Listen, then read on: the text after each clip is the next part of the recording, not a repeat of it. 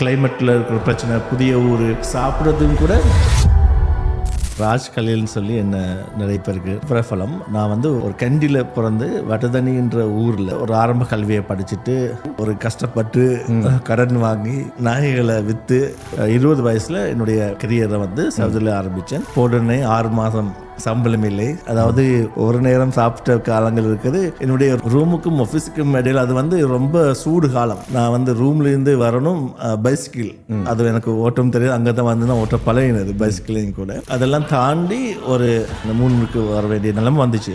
அதே கம்பெனியில் ஒரு மேனேஜராக 3க்கு வர, அதாவது அந்த பிரச்சனைகள், சம்பளம் கொடுக்க முடியாமல் அவங்களுக்கு இருந்த கேஸ் ஃப்ளோ பிரச்சனைகள், இதெல்லாமே ஒரு சவால்களை நான் அறிஞ்சு அதை தேர்வு பண்ணுறேன். அது ஏன் அந்த கேஸ் ஃப்ளோ ப்ராப்ளம் அவங்களுக்கு இருக்குது, அந்த கம்பெனியை வளர்ச்சி நிலைமைக்கு கொண்டு போய் அதுக்கப்புறம் GM ஆகி அதே கம்பெனியில் ஒரு பார்ட்னராகவும் நான் மாறி